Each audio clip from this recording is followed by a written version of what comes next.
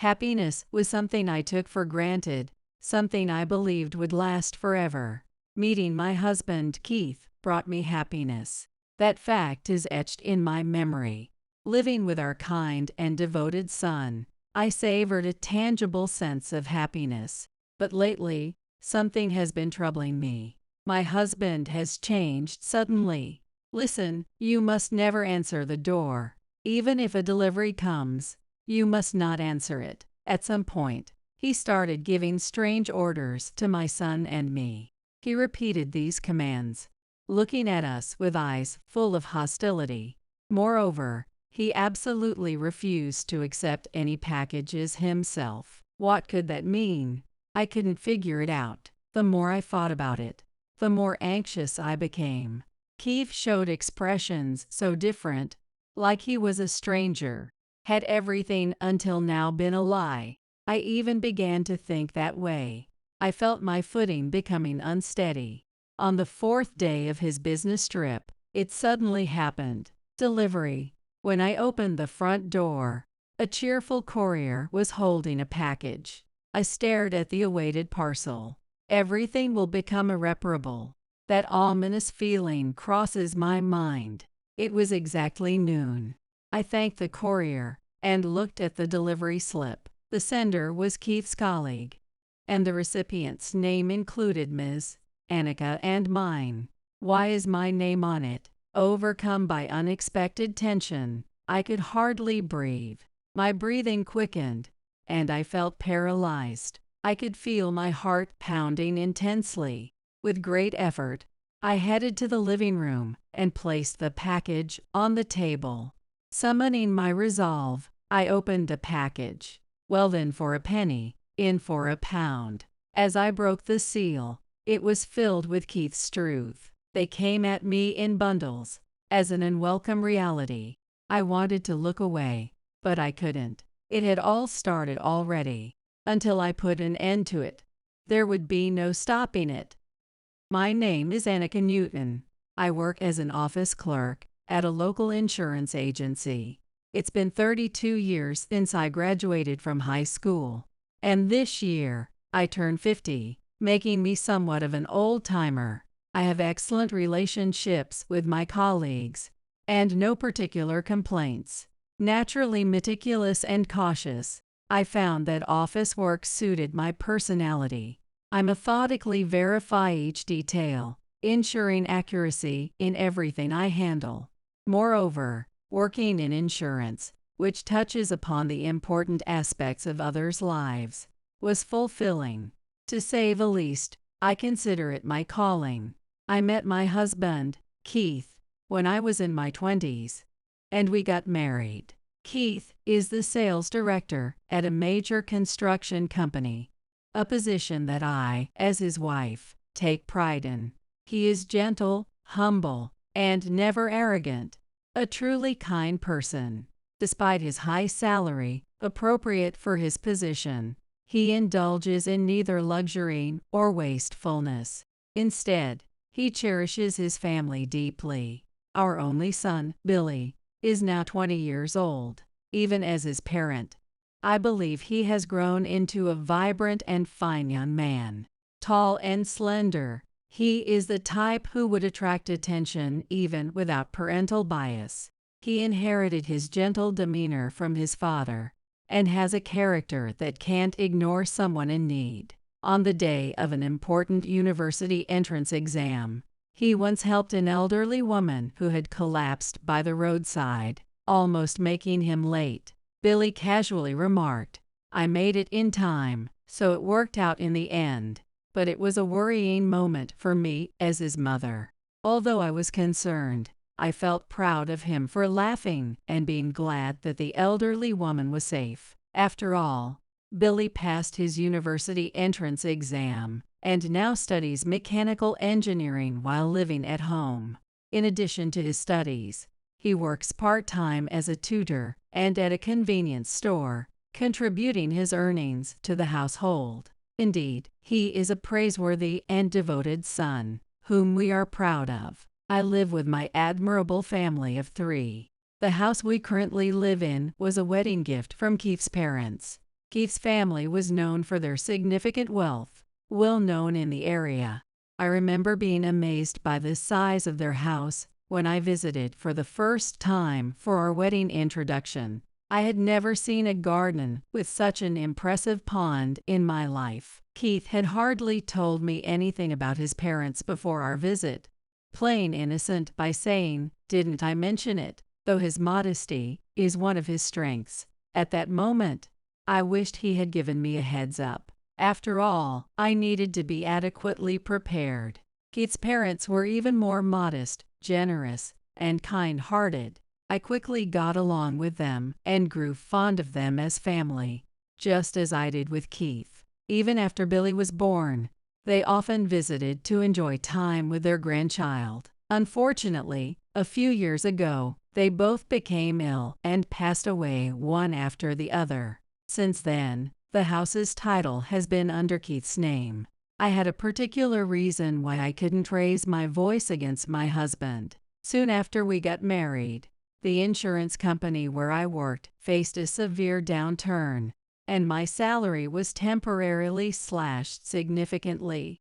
It was a major crisis right at the start of our newlywed life. Thinking about our future, I became overwhelmed with anxiety and started to feel downhearted. In those moments, my husband smiled at me and reassured me that everything would be fine. Despite the substantial drop in income, he managed our finances cleverly.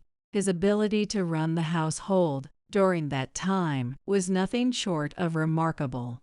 I thought it was all over many times, but I couldn't thank him enough for his support. Since then, I've placed my complete trust in him. As our family's treasurer, I entrusted him with all financial matters. We even made our joint savings account accessible to both of us freely.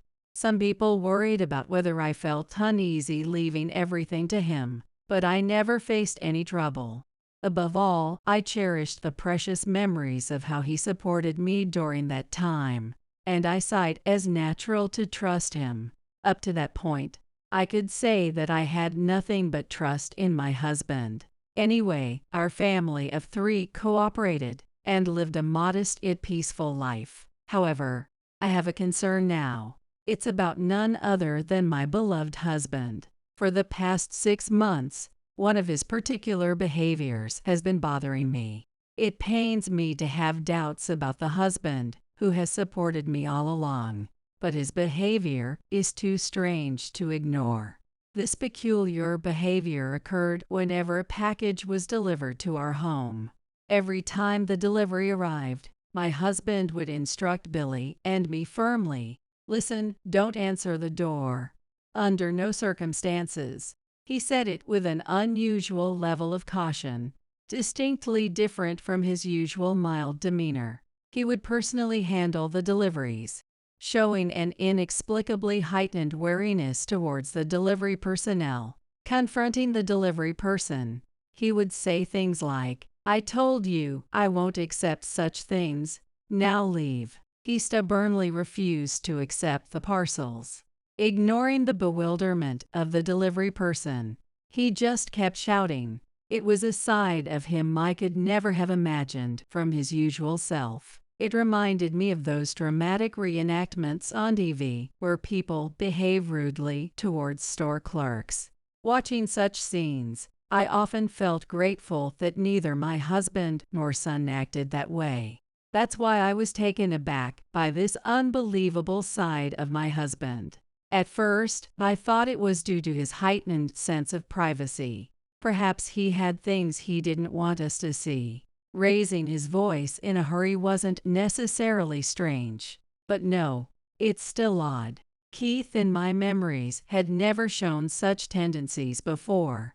Even as I tried to convince myself otherwise, the gap between his current and past behavior raised more questions. And then there was the part where he refused to accept the packages. His expression, as he tried to send the delivery person away, was filled with an intimidating and fierce intensity. The once gentle and proud husband who cherished our family now seemed like a completely different person, someone I didn't recognize. I began to suspect that my husband was hiding something significant. Day by day, this doubt grew stronger in my mind. One day, I decided to confide in my son, Billy, about these concerns. Honestly, I couldn't carry this burden alone anymore. "Your mom, you think it's strange too, huh? I've been feeling the same way recently. It's like he is not the same as he used to be." Billy scratched his head, agreeing with my observations. I felt a slight relief at his words. "Mom, there's something I need to tell you. Can I talk to you about it?" Billy asked, looking a bit sad, as if he had made up his mind about something. I felt a tightness in my chest. What he was about to tell me would undoubtedly not be good news for me. It might even threaten to upend our modest happiness, the life we've built. Still, I had to know. "What is it, Billy? Please, tell me." Billy closed his eyes for a moment and then, hesitating, began to speak. He glanced at my face now and then, likely worried about how I would react to the news.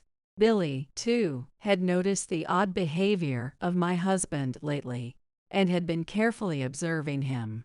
Normally, people don't get that paranoid about deliveries, right? I thought it was strange, so I kept an eye on him. And then I saw something. Billy's face turned slightly awkward. "Saw what?" "Dad's smartphone." What followed was bitter news. According to Billy, messages were frequently coming to my husband's phone from a particular person, seemingly an unknown woman. I didn't mean to snoop. We're family, and I don't like prying, but it was going off so often that I got curious. "I'm a terrible son, right?" "No, Billy, you did nothing wrong." The fact that he felt compelled to act that way showed just how abnormal Keith had become. He must have been anxious. I understood his feelings all too well. Billy mentioned that whenever my husband used his smartphone, he would always hide the screen, making sure no one could see it, not even Billy. And he would smile as he read the messages. How should I put it? It was a bit of a sleazy smile, you know, which was uncomfortable to see from my own father. Billy said this with a bitter laugh. "There's no doubt about it. Yay, honestly, I think it's suspicious." It was clear that my husband had something to hide, even when we pieced together the information. I debated whether to tell you, Mom, but without solid proof. I didn't want to just confuse you. Billy had been probing on his own to uncover the truth about my husband. If it was just an unnecessary worry, that would be fine. He also wanted to trust his family, which is why he tried to resolve everything by himself. "But I should have told you sooner, before you started worrying." "I'm sorry, Mom." Billy apologized to me. "Don't worry about that. Thank you for telling me." From that day, my suspicions about my husband's behavior only grew. He began coming home later, often after midnight, using work as an excuse, and our family conversations became fewer and fewer. Even when he was home, he seemed restless, and sometimes he didn't bother to hide his irritation. On top of that, he started going out alone on weekends. When I asked where he was going, he would dodge the question with plausible reasons like work or client meetings. Often, he would return late at night, or worse, not come home at all without any notice. It became rare for the three of us to be together anymore. "Are you okay, Mom?" I was heartbroken. The kind husband, who had once been the pillar of our family, was no longer there. The man who prioritized his family and supported us with gentle care was gone.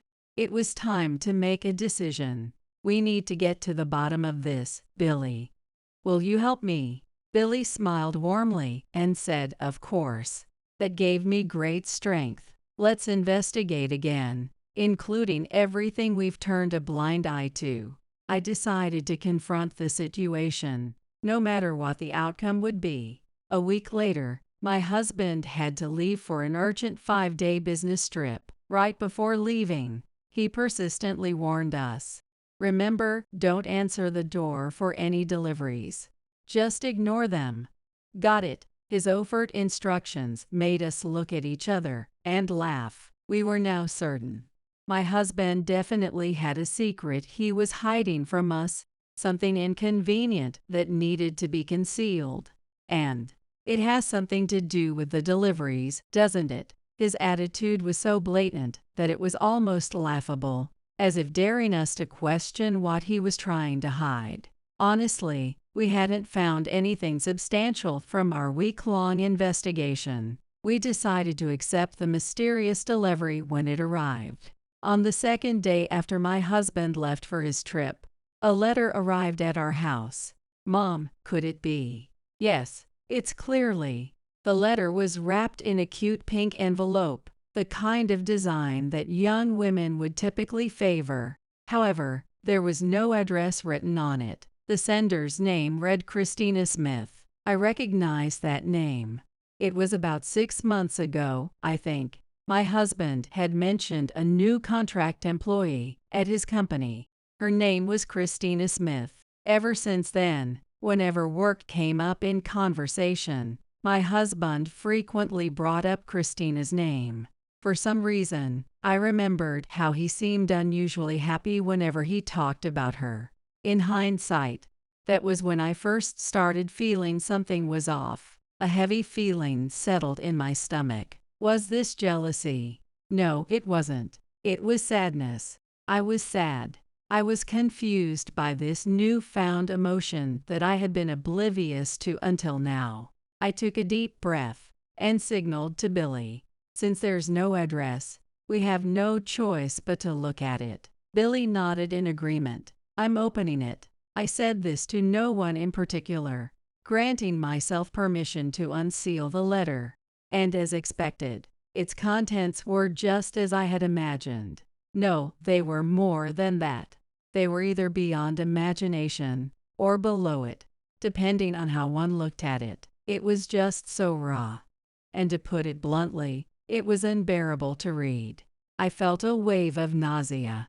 Billy's expression twisted, clearly discomforted by the content. Dad, is this for real? The horrifying content was far from a polite message a colleague would send. It was a love letter, brimming with Christina's affection for my husband, Keith, a collection of flowery declarations of love. She wrote about wanting to marry Keith soon.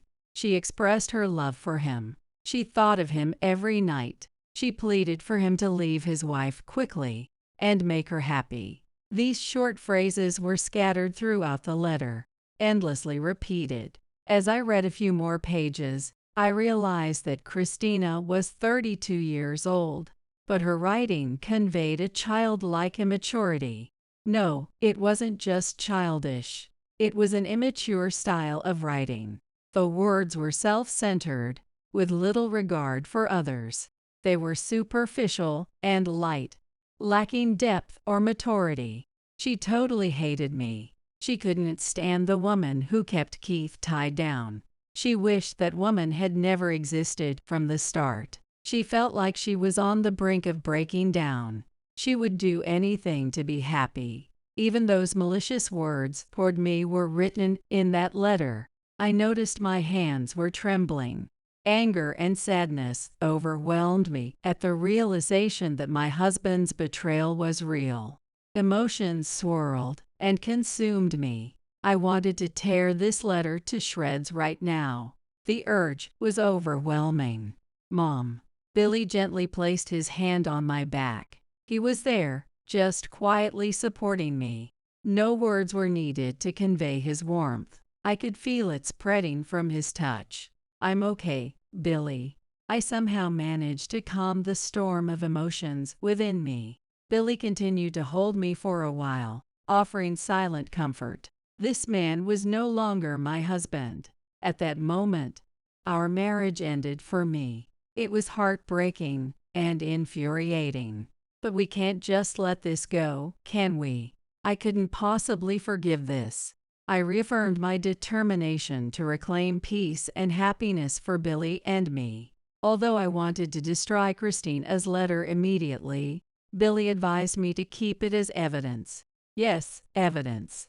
Billy and I needed to gather all the proof we could to uncover my husband's secrets completely. I would fully utilize my meticulous and cautious nature. First, maybe we should start with the money. Dad was in charge of the bank accounts, after all. That's true. It's generally believed that an affair partner is quite a financial burden. I decided to check our joint savings account to trace the money flow.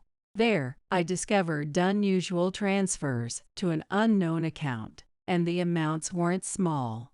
Starting about 6 months ago, large sums of money were leaking from our household budget each month. That's about the cost of my tuition every month. Even though Billy's tuition at a public university wasn't cheap, this amount was shocking. This much money. What could he possibly be thinking? I was overwhelmed with frustration. There was no record of Billy's part-time earnings in the account either. I can't forgive this. The balance showed only a meager amount left. Financial collapse was imminent. This is truly shocking. I was so devastated that I couldn't even stand up for a while. I loathed my foolishness and carelessness for having trusted Keith unconditionally and leaving all financial management to him. Where was my cautiousness? I realized how poor my judgment had been. After a while, Billy opened Keith's computer. This might be ethically questionable, but in for a penny, in for a pound. Let's go all the way. It didn't take long to find more evidence of betrayal. Several photos of Keith with an unknown woman were found in the photo folder. The photos clearly showed they were on dates, with a cheerful atmosphere. Keith's expression in those photos was one of gentle affection, something he hadn't shown to us lately.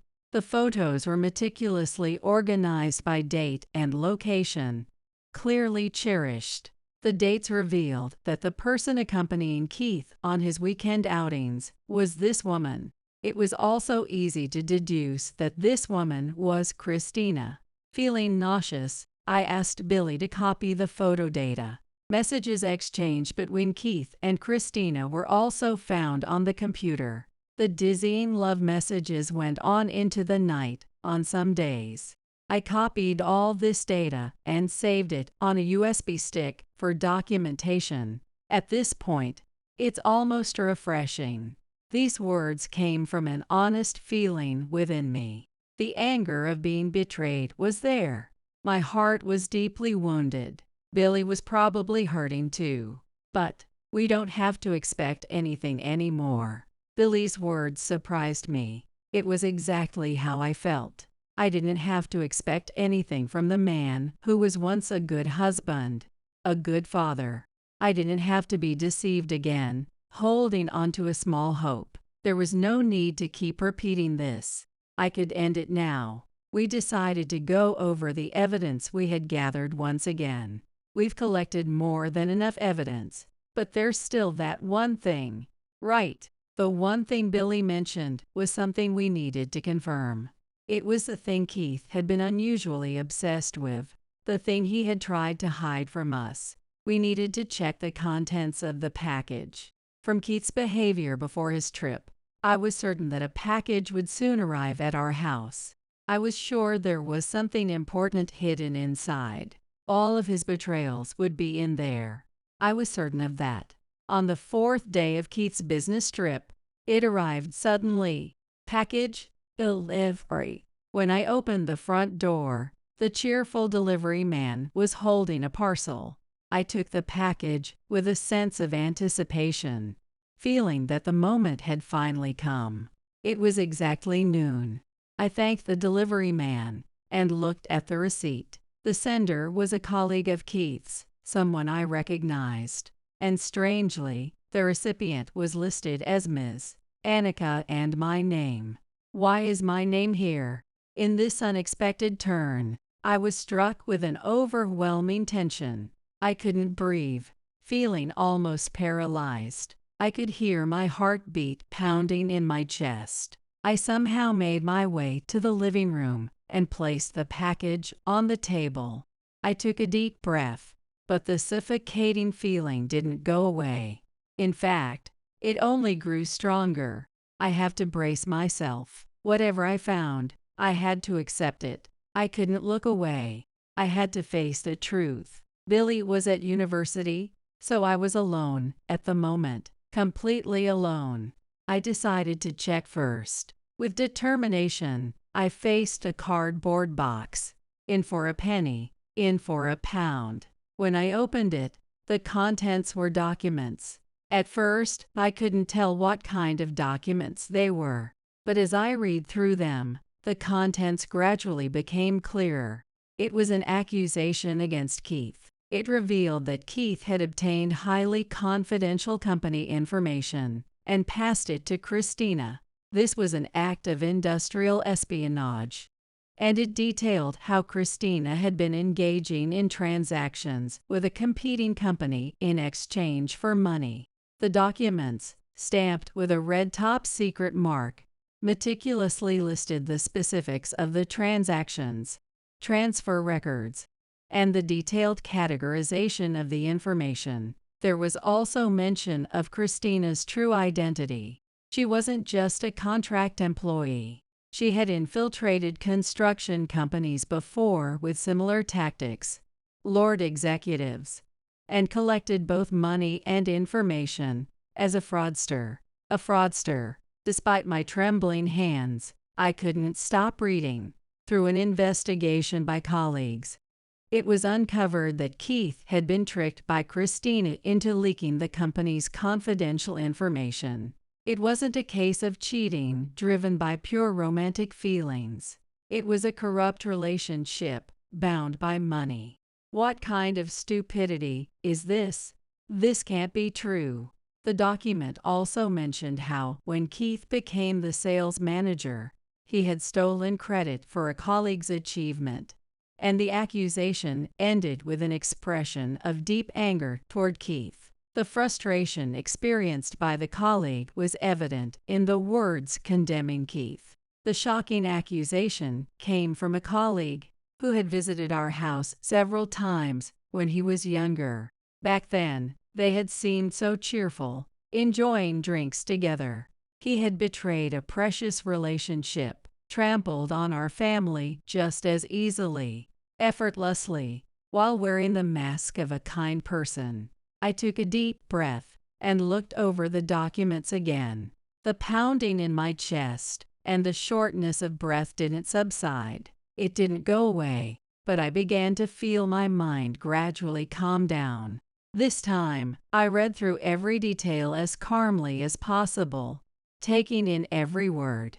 I finally understand. Finally, I understood why Keith repeatedly told us never to open any packages. It took me a while, but now I realized. Keith understood that he had made enemies, that he had hurt others with his actions. He feared that one day, a package like this would arrive, one that would expose him and his wrongdoings to his family. He was terrified of the idea that his actions would destroy his family.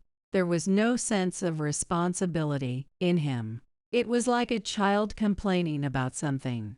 What an insecure and prideful person he was. Pathetic. The time had finally come to make a decision. It was something I had started. I would take full responsibility for it. There was not even a hint of doubt. From then on, things progressed quickly, like a roller coaster. With the situation changing rapidly, I could barely keep up. I ran around desperately, trying to keep moving. By the time night fell, I had finally calmed down. "Mom, it seems like you've been through a lot today." I explained everything to Billy in detail when he got home. After that, I decided to go straight to the police. It wasn't just out of family responsibility, but because, as a fellow worker in the company, I couldn't forgive what Keith had done. The package contents, of course, including Christina's letter, and a USB flash drive filled with data. Carrying all the evidence I had, I headed to the police station. I must have been in such a rush, for I was facing the officer barefoot. In my panic, it seemed I had dashed out just like that. The police officer who greeted me was surprised, but when I told him about the information leak and fraudulent transactions, with evidence from Keith and Christina, he immediately transferred me to a specialized officer. The officer who appeared seemed to be well versed in cybercrime and information leaks. I explained everything in as much detail as I could, and the officer immediately recognized the gravity of the situation. He gave me a few pieces of advice. First, he strongly recommended that I take all the evidence to Keith's company and report the information leak and fraudulent transactions. He assured me that the contents of the USB flash drive would serve as more than enough motivation for the heinous acts. Moreover, regarding Christina's letter, which could be seen as a form of blackmail, the police promised to step up patrols around our home. I felt incredibly relieved by their support. It was the first time I felt that the struggles I had gone through, along with Billy, were being acknowledged. I felt comforted by the way they stood by us. Afterward, I continued with the momentum and went directly to Keith's company. Of course, I was still barefoot. The reception staff seemed overwhelmed by my determination. The head of Keith's department took charge, and, after I presented the evidence of the information leak and fraudulent transactions, immediately understood the seriousness of the situation. He promised that Keith would be called back from his business trip, and they would conduct interviews with both Keith and Christina. Ms. Newton, you've been through a lot. We will definitely repay you for your actions. Please, rest assured. I fought back tears at my boss's words. As I was about to leave the office, I was stopped by a familiar face. It was the colleague who had bravely blown the whistle. The colleague deeply apologized to me, saying they were sorry for involving me. Don't apologize, not at all. I want to thank you. Thank you so much for gathering the courage and speaking up. I expressed my gratitude. After that, I left Keith's company, which was starting to make a scene, and quickly headed home. Billy, I've decided to divorce. I have lawyer friends because of my work, so I plan to ask one for help. Billy nodded and smiled. I fully support you. I've decided to cut ties with him too. Do whatever you feel is best, Mom. I'll support you with everything I have. He clenched his fist firmly. Taking advantage of the situation, we quickly packed the necessary items and decided to temporarily move to a business hotel. I made sure to leave the divorce papers on the living room table. Before leaving, I took a slow, final look around our home, filled with memories. I felt a bit sorry for my parents-in-law, but my desperate feelings outweighed any guilt. The next development came in the evening the following day. While relaxing at the business hotel after work, my smartphone rang. It was from Keith. A wave of dark emotions washed over me, but I had already made up my mind. I pressed a call button on my phone. Hello, Annika. What the hell is this divorce paper about? He immediately let out a high-pitched scream. He was breathing heavily, visibly flustered. There's nothing to explain. Just submit it over there. I responded calmly and as matter-of-factly as possible. It was to make it clear to Keith that we were no longer family. If it's about Christina, I'll apologize. I was just deceived. You can forgive me, right? I was completely shocked at how casual Keith sounded at this point. Forgive him. What in the world gave him the right to ask such a thing? If this isn't going anywhere, I'll hang up. I sighed and was about to end the call. Wait, don't hang up. Seriously, where did you even find all the evidence? Suddenly, Keith turned the blame on me. What was he trying to do? I had no idea what his goal was. Perhaps Keith didn't understand his own goal either. It was all just futile. Your kind colleague told me everything. Your most hated delivery service gave me a wonderful gift. I gifted Keith a sharp, sarcastic remark. I hoped the sting of my words would penetrate Keith just a little deeper. That was what I was thinking. Because of you, I'm about to be arrested. The company knows everything, and it's over. It's all your fault. He spat those words at me. It was a remark that left me in disbelief. My fault. The unexpected accusation made my voice involuntarily become stronger. Anger seeped through my words. I had to stop myself. I needed to stay calm. No, I apologize. I misspoke. Anyway, let's start over. We've been through trials together before, haven't we? We can surely overcome this one too. Keith continued to spew out convenient words. He was pushing his incoherent claims on me. Suppressing my feelings of disgust, I stabbed my words through the phone. How can we possibly start over when you've committed adultery, information leakage, and illegal transactions? This trial is your own doing.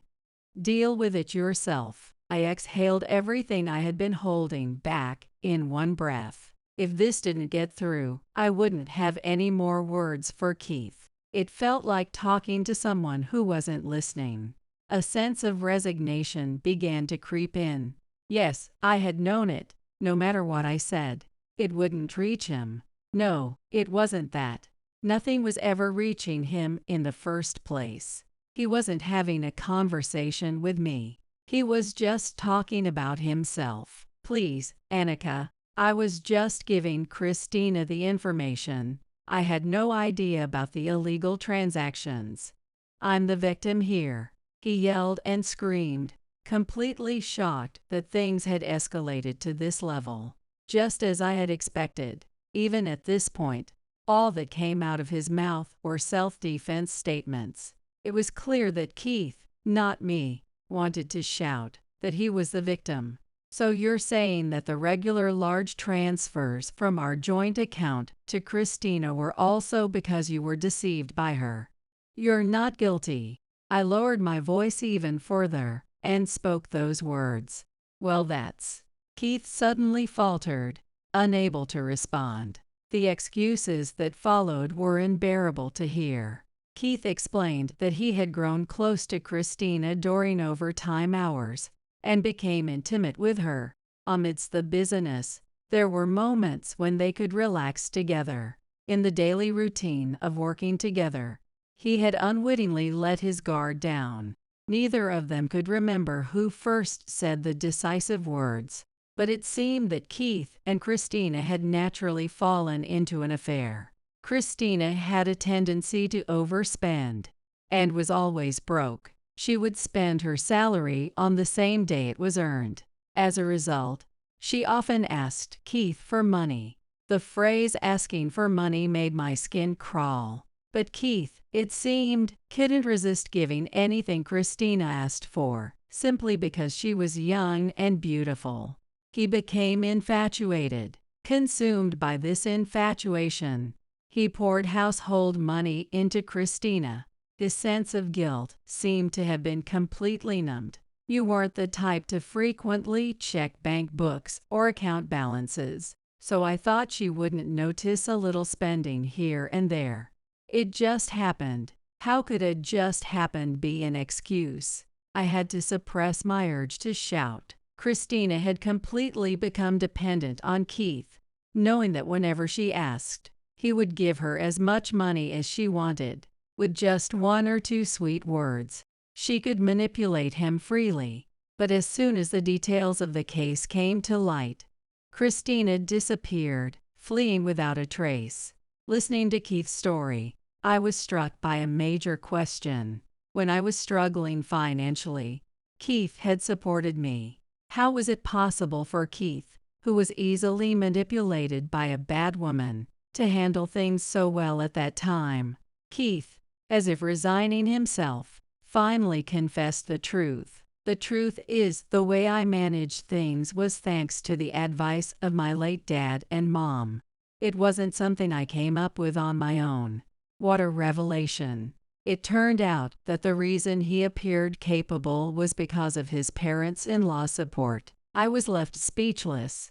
The husband I had loved and respected turned out to be an illusion.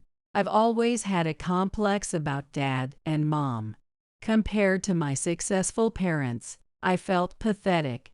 That's why I couldn't tell you about my family until we were married. What I had thought were Keith's humble and modest virtues were all just a twisted reflection of his insecurity. The word disillusioned ran in my head like a siren. There was no kind, family-oriented husband to be found anywhere. He had never existed from the start. How could something so sad happen? Certainly, in the memories from that time, I was happy. Or so I thought. That's why it feels so empty and painful. I can't help but feel frustrated and regretful. Before I knew it, I was crying. The tears that overflowed, I'm not sure which emotion they stemmed from. I couldn't quite discern it, but I clenched my teeth, determined not to let Keith notice my tears. I desperately pretended to remain calm. These tears were not for him. I'm truly done with you. Billy and I will sever ties with you completely.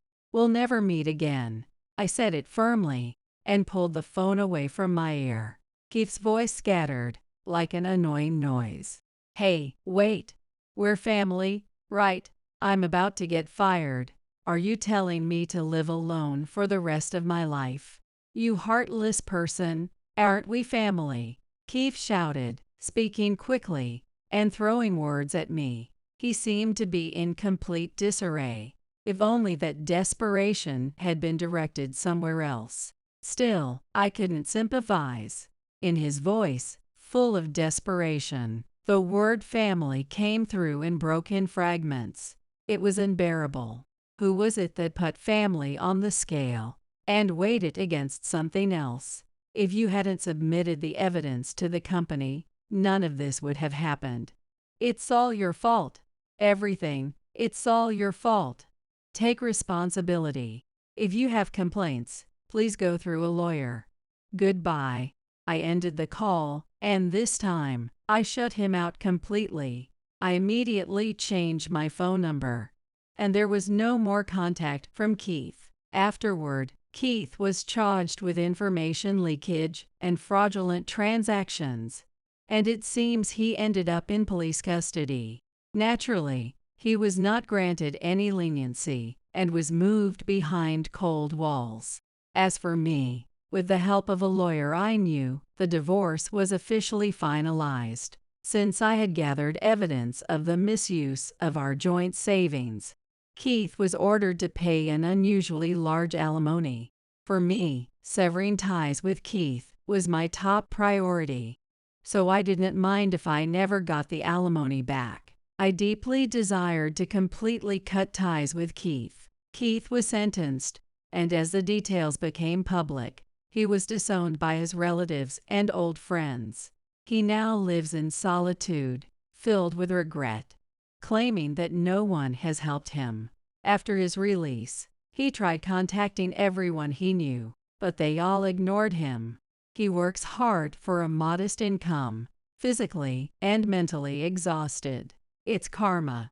As for Christina, her fate was revealed in the newspaper one day, with the headline "Fraudulent Scammer Arrested," and her mugshot. It seems that even after she vanished, she hadn't learned her lesson and continued to commit crimes.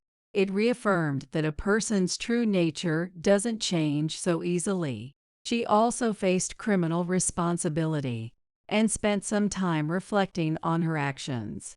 Billy and I left our old house, moved to a secure apartment, and now live happily together as a family. I suggested to Billy that it might be a good opportunity for him to live alone, but he declined with a smile. I still want to stay with you, Mom. I couldn't stop the tears of joy from overflowing. He's truly a filial son, and I'm so proud of him. For his sake, I promised myself to make every day as happy as possible. I swore that in my heart. Get out of here, you worthless excuse for a person. Finally, the gold digger is leaving. My husband David and Fael Joseph looked at me with contempt. Their sneering faces were identical, a testament to their kinship.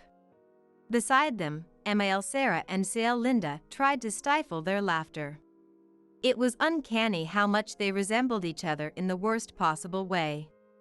For 2 years, I endured their constant harassment. They exploited my timid nature, using me as their punching bag. But I've reached my limit. I listened in silence as they hurled insults at me. Seeing my passive response, they only intensified their verbal assault. They had no idea.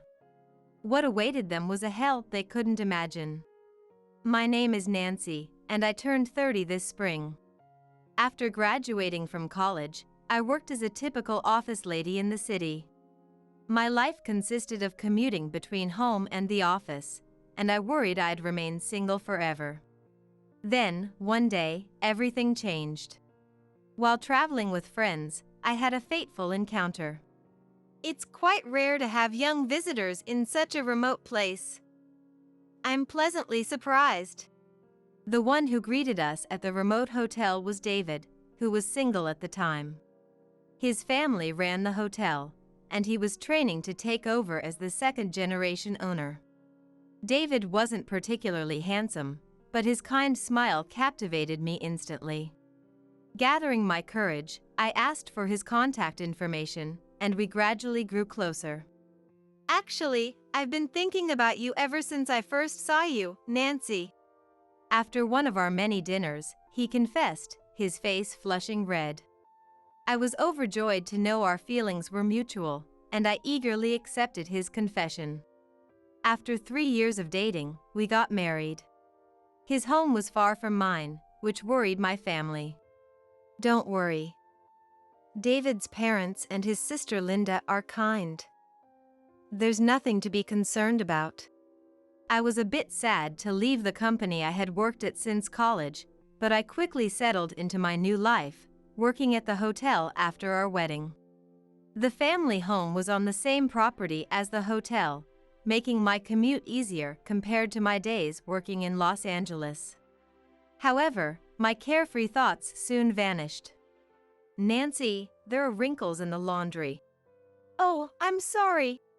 Really, have you never done laundry properly before? The one complaining is Sarah. Sarah, who used to seem like a pleasant hotel owner, gradually began to criticize me more after the wedding. Hey Nancy, can you finish this job for me? I need to go pick up the kids. Yes, I understand. Linda, who initially seemed kind, now treated me like a convenient servant.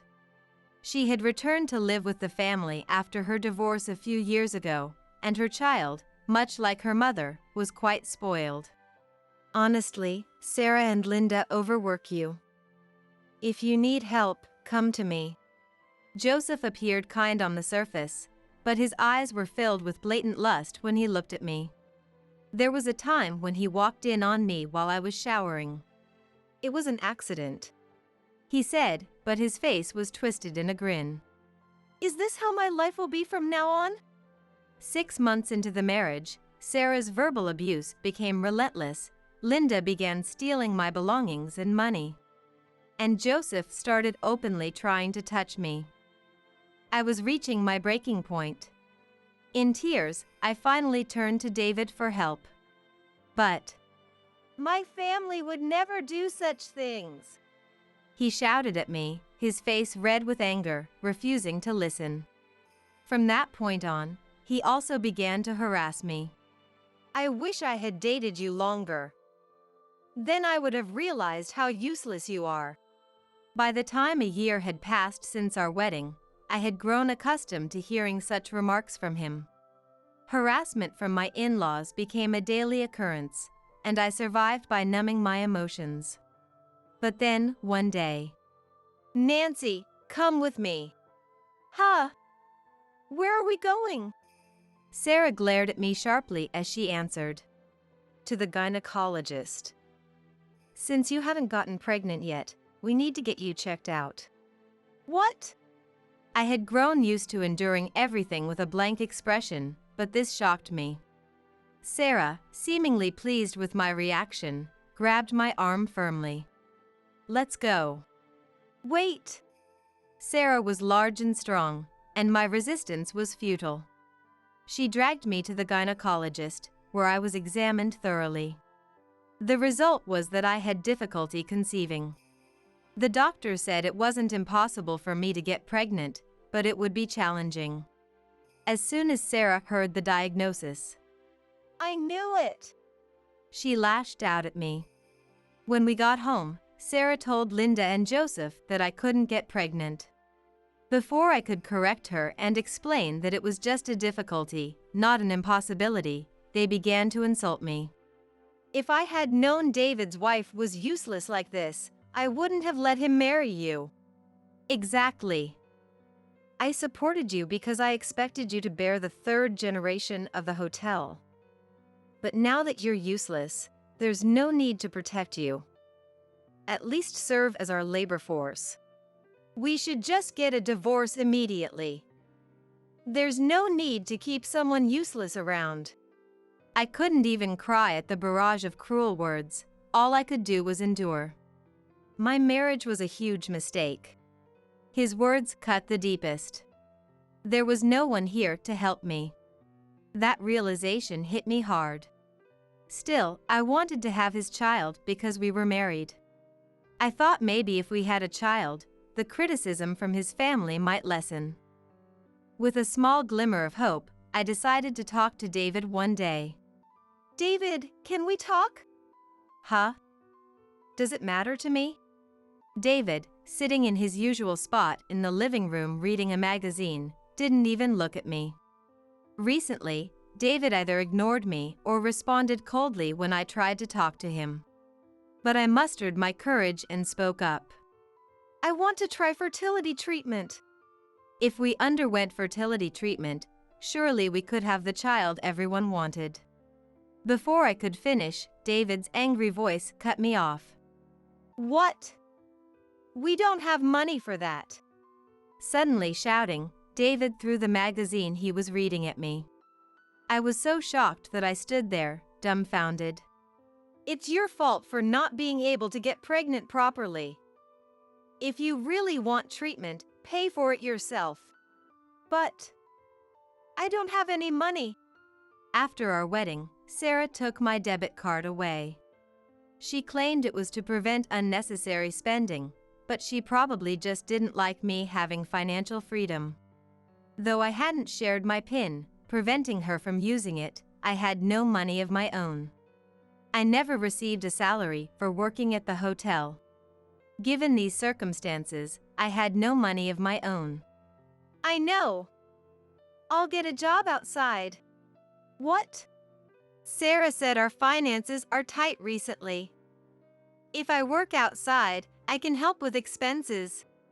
Our hotel wasn't doing badly, but my in-laws were extravagant spenders, keeping the household finances always tight. I thought this was a great idea. But to David, it was just another reason to be angry. Nancy, you're recognized in the community as my wife. If my wife starts working outside, people will think our business is struggling. Can't you understand that? But how else can I make money then? I don't care. With that, he stormed off, leaving me alone. I couldn't go out to work, nor could I afford fertility treatments. What am I supposed to do? All that was left for me was a sense of hopelessness. For the past 2 years of our marriage, I had endured constant harassment from my in-laws. Recently, they didn't even call me by my name, referring to me as useless, incompetent, or simply you. I was no longer his wife, I was the servant of my in-laws. In the beginning, I cried a lot, but now I felt nothing. Would I spend my entire life as a servant to this family? The never-ending days were taking a toll on my heart. Lately, the stress had built up so much that I couldn't sleep properly. Though I thought I had become numb, my heart was silently screaming in agony. Ugh! The continuous lack of sleep caused me to feel dizzy. As usual, I started cleaning the hotel alone from the early morning before anyone else woke up. If I didn't finish before the family woke up, I might be punished by skipping breakfast. Fighting the dizziness, I kept working. "Ah, you're already up." A sudden voice from behind startled me so much that I almost jumped. "Joseph, you're up early." "I'm old, so I don't sleep well," Joseph said with a big yawn. I wished he would help since he was up early, but I kept my thoughts to myself and continued working. "You don't look well." "Let me see," he said, persistently closing the distance between us. His eyes were filled with a disgusting leer, and I finally realized the danger of being alone with him. As his hand reached for my waist, I quickly stepped back, feeling nauseous. "I'm fine. I'll just go clean outside." I hurried outside, and he didn't follow me. I collapsed on the road in front of the hotel. "I can't take this anymore." Tears began to fall as I muttered those words. My heart had finally reached its limit. I reached for the mobile phone in my pocket and called my dad. Knowing that Dad was usually up early for his morning walk, I instinctively dialed his number despite my confusion. "Nancy, what's wrong?" As expected, Dad answered immediately, and I tearfully explained the situation. I want a divorce. I want to come home." Dad listened silently, then spoke gently. "All right, I'll come get you right away. Can you wait a little? I won't forgive those who have tormented my precious daughter." Dad's voice was kind, but he couldn't hide his anger towards my in-laws. After that, I went to the city hall and got the divorce papers.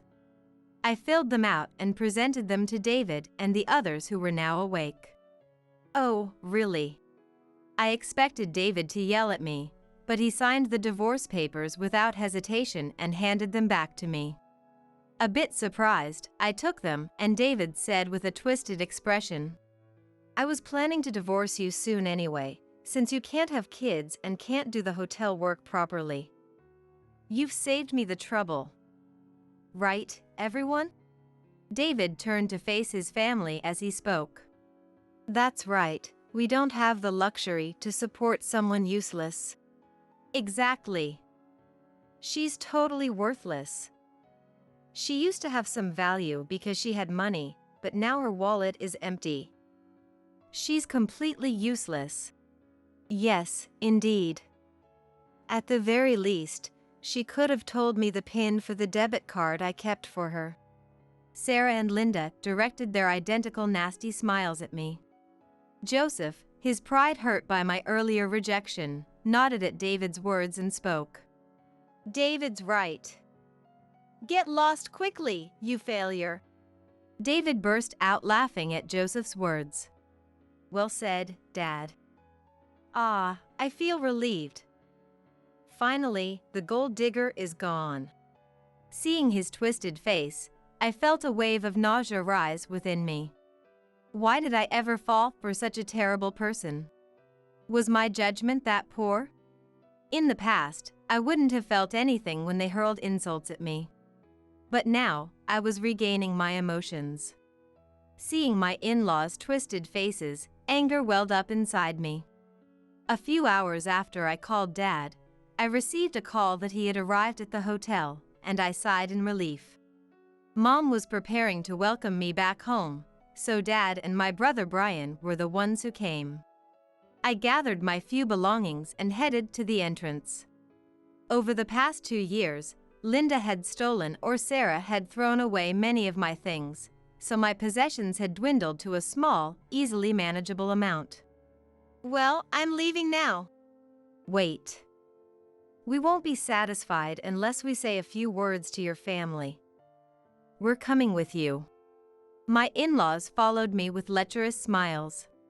But as soon as we stepped outside, their smiles froze. Is this a luxury car?" David's words echoed my own surprise. Parked in front of the hotel was a car so luxurious that even someone like me, who knew little about cars, could recognize it. My family didn't own such a car. As I looked around, thinking it must belong to someone else, Dad got out of the driver's seat. I'm here to pick you up, Nancy. Dad? What is this car? Before Dad could answer, the back seat door opened, and a large figure emerged. The man looked at David standing behind me and narrowed his eyes as he spoke. Long time no see, David. David. You're Nancy's brother. David pointed at Brian, his face slightly pale. Yes, this large man was my younger brother. No way. At the wedding, he was just a normal size. David's shock was understandable. Brian had become fascinated with professional wrestling just before I got married. Back then, he was a university student, but he repeatedly asked our parents if he could become a professional wrestler. He worked part-time while pursuing his dream. During the 2 years since David last saw him, Brian had been relentlessly training his body. As a result, he had become a man so muscular that David and my in-laws were visibly intimidated. I wasn't too surprised because I had seen Brian's updates on social media, but seeing him in person was a bit overwhelming. Even though I knew about Brian's transformation, I was taken aback by his imposing presence. My in-laws were probably even more shocked. I've heard from Dad. It seems Nancy has been quite taken care of. Brian glared at my in-laws with sharp eyes. His body wasn't the only thing that had changed in the past 2 years. Brian, who used to have a gentle face, now had eyes as sharp as blades, piercing through my in-laws. His expression conveyed a barely contained fury.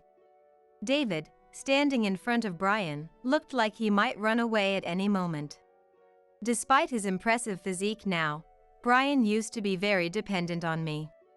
When he was little, he often got sick and missed school frequently. I want to play outside, he would say, almost in tears, lying in bed. I would read him storybooks and watch TV with him to keep him company. Nancy, read this next, he would say, holding out a book with a feverish smile. I would stroke his head and read to him until he fell asleep. I was 5 years older than Brian and doted on him, which probably led to him developing a bit of a sister complex. I remember when I was in high school and got dumped badly, Brian was furious and wanted to storm to my ex-boyfriend's house.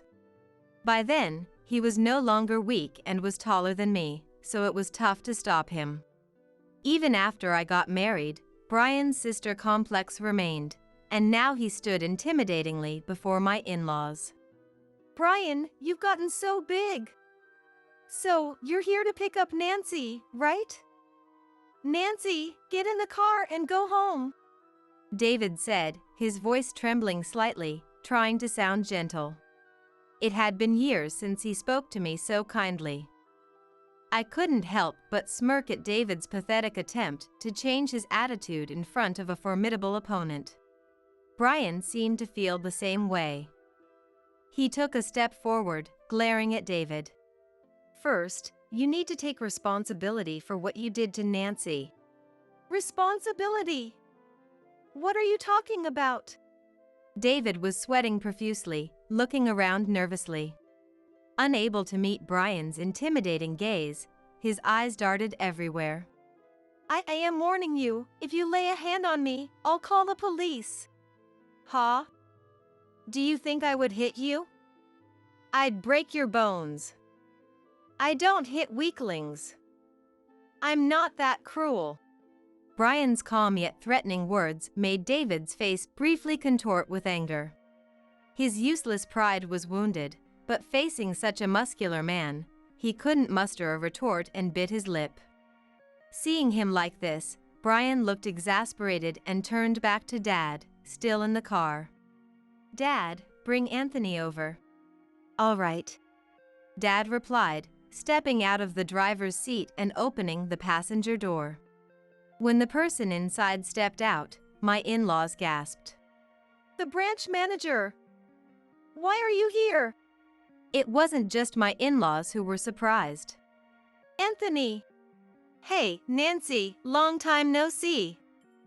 Oh, by the way, this car is mine. I splurged a bit. Anthony waved at me with a smile. Anthony, my uncle, was supposed to be working at a bank's overseas branch. He couldn't attend my wedding due to his busy schedule and had only sent a gift.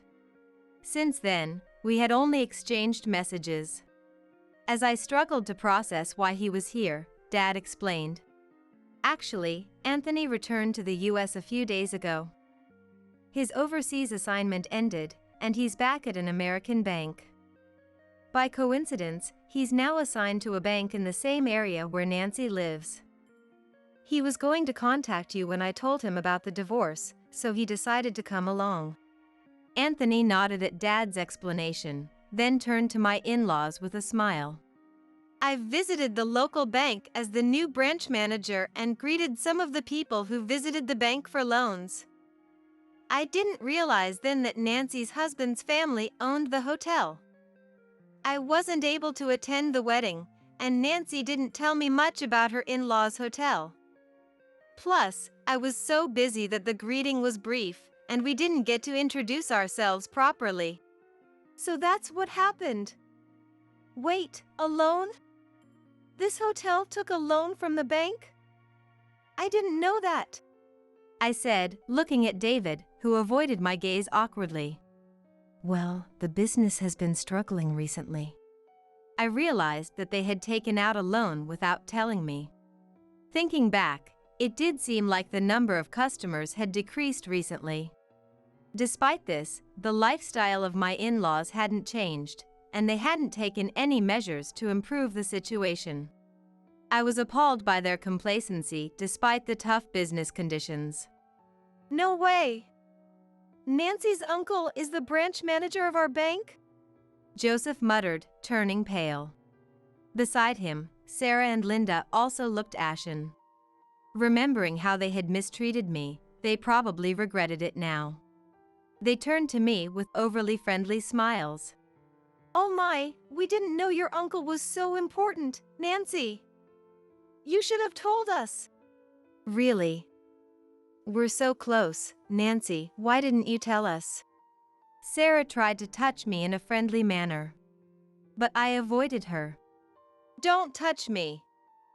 Are you planning to pinch me again? Sarah would pinch my arm when she was especially annoyed. It didn't cause any serious injury, but it was painfully annoying. Surprised that I had exposed her behavior, Sarah's face contorted. Pinch you? I've never done that to you, Nancy. Really? Have you also forgotten dragging me to the gynecologist against my will and accusing me of being infertile? Brian's eyes widened as he glared at the in-laws. Dad's face lost all emotion, staring coldly at them. Anthony kept his usual smile, but his eyes were not smiling. With anger hidden in his eyes, Anthony slowly turned to face the in-laws. Is what you said true? That is. I was just worried about Nancy and took her to the hospital. I never meant any harm. Shut up. Anthony's smile finally disappeared. He directed his low, dark voice at Sarah, then spoke to Joseph with a stern face. How dare you mistreat my dear Nancy? The loan deal is, of course, canceled. Go find another bank. With your financial situation, that might be tough. Wait. There seems to be some misunderstanding. As he said this, Joseph approached me. Nancy, tell your uncle it was a misunderstanding. Don't come any closer. Are you planning to touch me again? It was my dad who exploded with anger at these words. What did you do to my precious daughter? His face turned red with rage.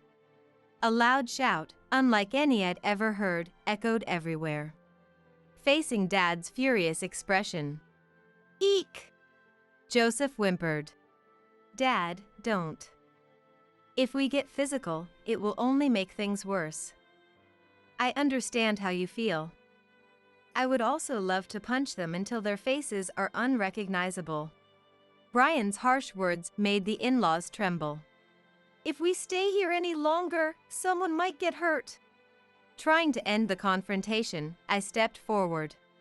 I took out my cell phone, opened a recording app, and played the recordings of their insults toward me. Based on these recordings, I will sue you. What? Why are you surprised? Did you think I would just quietly divorce you? For the past 2 years, I had been passively obeying my in-laws. But I always held a slight hope that I might leave this house someday. Thinking it might come in handy, I secretly recorded their insults with my cell phone. Well done, Nancy. I'll find you a great lawyer. Really? That's reassuring. Casually looking outside the hotel grounds, I noticed that the neighbors had gathered without me realizing it. They had probably heard my dad's enormous shout earlier. What's all the commotion about? Isn't she the wife of the hotel owner's son? Taking advantage of this, I loudly declared to the in-laws so that the neighbors could hear. How dare you harass me for the past 2 years? Forcing me to undergo examinations at the OB/GYN, stealing my belongings, touching me. I am not your convenient servant. I'm not a robot who feels nothing when insulted as incompetent or useless. I thought my tone was a bit theatrical, but this way, the neighbors would know the in-laws' misdeeds. What? The people from this hotel harassed their son's wife? That's outrageous. To add the final blow, I played the recordings of the in-laws' insults again. This time loudly enough for the neighbors to hear. What? This is terrible. Isn't it understandable if she sues them? Noticing the commotion from the onlookers, the in-laws became visibly unsettled. From now on, their bad reputation would spread throughout the neighborhood. But that was their own fault. Well then, thank you for these past 2 years. With a bright smile, I bid the in-laws farewell. They could only watch in despair as I got into Anthony's car. After leaving my in-laws' house, I hired the lawyer Anthony had recommended to file a claim for compensation in the divorce court. Incidentally, I had quickly submitted the divorce application at the city hall on my way back to my parents' house. The lawyer handled the compensation claim for the divorce court, but when I heard the report that it had been a bit of a hassle, I was exasperated. When the lawyer met with the in-laws for the compensation claim, they repeatedly made selfish assertions. We don't have that kind of money. We absolutely won't pay. That's right. Because of Nancy, we lost the loan. They shouted at the lawyer, but, "Shall we go to court then?" With this one sentence from the lawyer, they fell silent and eventually agreed to pay the compensation. The in-laws had to sell some of their assets to raise the compensation, but it seemed the real trouble began afterward. Because I had exposed their misdeeds to the neighbors, they were all coldly looked upon by the local community. Linda's mom friends at the preschool her child attended heard the rumors and severed ties with her. Sarah was shunned by the neighborhood ladies and gossiped about. Joseph struggled immensely with the hotel management after the loan was cut off and couldn't find another lender. This was likely due to Anthony, now the branch manager, informing nearby banks about the hotel's precarious situation. In the midst of this, David, through the lawyer, desperately requested to meet with me. I also had things I wanted to say to him, so I decided to meet him one last time. Just in case, I had Brian present as well. When I saw him at the lawyer's office after a long time, he looked quite worn out in such a short period. Please, come back. Our hotel is in a dire situation. If you come back, the neighbors won't look at us strangely anymore. We need you, Nancy. David pleaded deeply. I responded in a cold voice to David, who was begging like that. David, you've never apologized to me, have you? David looked surprised at my remark. He hadn't apologized until now because he wasn't aware that he had done anything wrong to me. With a big sigh, I said my farewell to David. Marrying you was the biggest mistake of my life. These past 2 years were a complete waste of time. If I could, I would erase every memory of you. Just thinking about you makes me feel disgusted. These were the words I wanted to convey to David. Finally saying them made me feel relieved. David burst into tears at my thorough rejection. Don't play the victim and cry. You don't have the right to do that. Goodbye, and I sincerely hope we never see each other again. Leaving David collapsing in tears, Brian and I left the lawyer's office. With everything settled, I was living peaceful days back at my parents' house. I had found a new job at a company near my parents' home, and I was planning to move out and live alone once my life settled down. My new job paid a decent salary, enough for me to live independently. Most importantly, the environment where people didn't disregard me was something I was deeply grateful for. I wasn't sure if I would remarry, but for now, I wanted to cherish my time alone. Having made the huge mistake of marrying David, I had lost confidence in my judgment. Maybe I should ask Anthony to introduce me to someone nice. Anthony, who had always been fond of me, would surely introduce someone good. But for a while longer, I wanted to take it easy and heal the emotional scars from the past 2 years. And now, Brian was set to make his professional debut in a local wrestling tour. Brian, who had achieved his dream of becoming a professional wrestler, now aimed to reach the top of the wrestling world. Brian, chasing his dream, looked dazzlingly bright. The Brian who used to be so weak had now managed to debut as a professional wrestler. If the pre-marriage me had heard this, I would have been absolutely shocked. I planned to cheer him on at his debut match with my parents and Anthony. Imagining the fun days ahead, I smiled. Starting next year, we'll be living with my parents. Emma, you'll take care of them.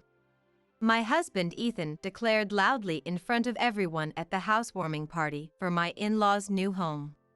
His words weren't taken as a joke, everyone realized he was serious. The laughter died down, and cold stares were directed at Ethan. Yet, he alone looked satisfied and shifted his gaze to his brother, Lucas. So I'll be taking this house. Mom and Dad will be relieved. I'm more reliable than useless Lucas, he announced. He probably thought that taking on the responsibility of caregiving would raise his standing and that he was lucky to get the house. But it sounded like he was entirely leaving the caregiving to me. I couldn't help but laugh at Ethan's foolishness. What? I'm not taking care of them. Your wife quit a week ago, I said. What? Ethan responded, flustered. Relatives murmured in surprise at my shocking words, and Ethan started to panic. He tried to cover it up, but I wasn't going to let it slide. I spoke up in front of my in-laws. My name is Emma. I'm a 42-year-old housewife. The truth is, I grew up in a child welfare institution. My parents divorced when I was young, and I was taken in by my mom, who passed away from illness when I was 9. With no siblings or knowledge of my grandparents, I was left all alone, which made me yearn deeply for a family. When I was 23, I met Ethan, who was 3 years older than me. He worked at his father Jackson's company and already held a managerial position. Being surrounded by family in a family-run business made Ethan someone I admired, and for some reason, he took a liking to me. I'm not worthy to be Ethan's girlfriend, I thought, feeling too humbled to refuse, let alone become part of an executive family. But Ethan continued to pursue me persistently.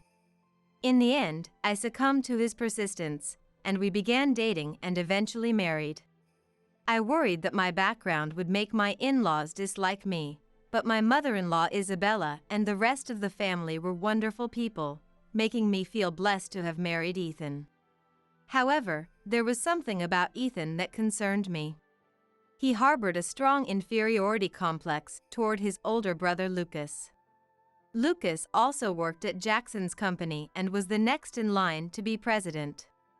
Being brothers in the same job should have made them strong partners, but with Lucas being the eldest and the designated successor, Ethan viewed him as a rival. I understood why he might feel this way, but Ethan's feelings towards Lucas went beyond mere rivalry. I first noticed it shortly after our marriage. After the wedding, Ethan moved out of his parents' house, and we started our newlywed life in an apartment near his workplace. Once our life settled down, Ethan opened up. I'm proud that I got married and became independent before Lucas. Lucas is a great person, and he's dating someone too, right? I'm sure they'll get married soon. Then Isabella and Jackson can relax. I replied, meaning that parents would feel at ease once their children were settled. However, Ethan frowned at my words. What do you mean by that?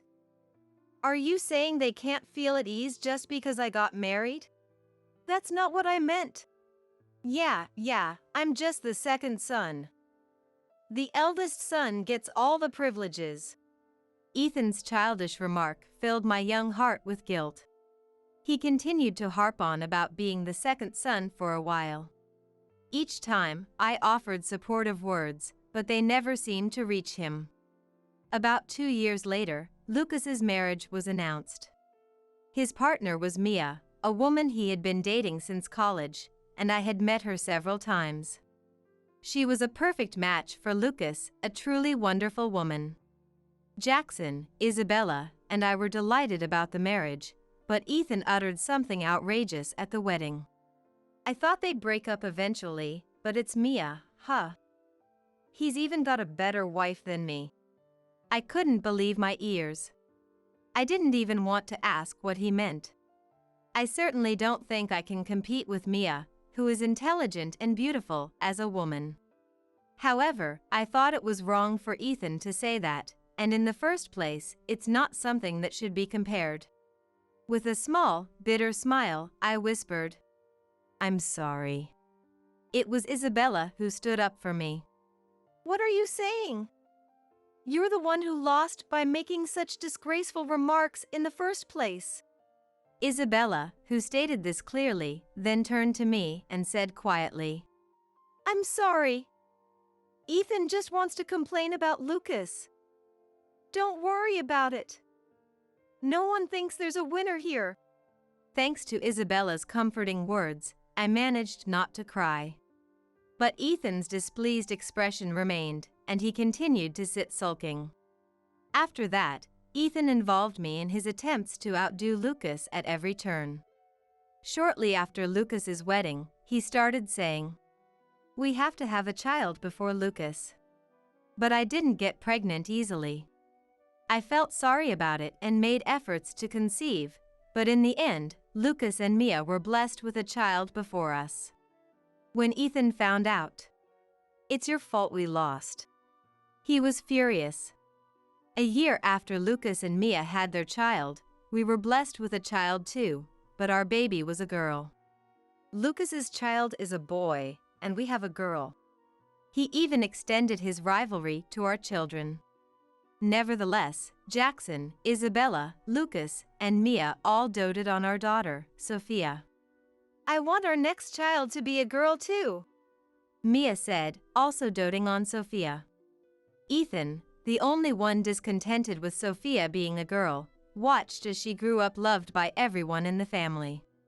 However, I never had another child. It had taken a long time to conceive Sophia, and it couldn't be helped. I considered it a miracle and a great blessing to have Sophia at all. During this time, Lucas and Mia were blessed with a much-awaited baby girl. I was happy for them, but I also found myself dreading Ethan's possible snide remarks. We need to build a house before Lucas does, at least. Ethan's competitive spirit burned bright, and he announced plans to build a new house. Jackson and Isabella, oblivious to Ethan's motives, happily provided the funds. I wonder how long Lucas will keep renting. Despite receiving financial support from Jackson and Isabella, Ethan still made snide comments about Lucas.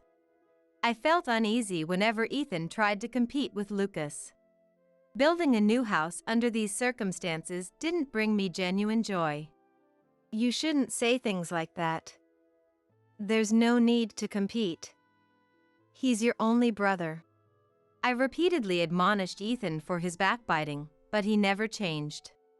Even after moving into our new house and watching Sophia grow up healthy and happy, Ethan never recognized our happiness.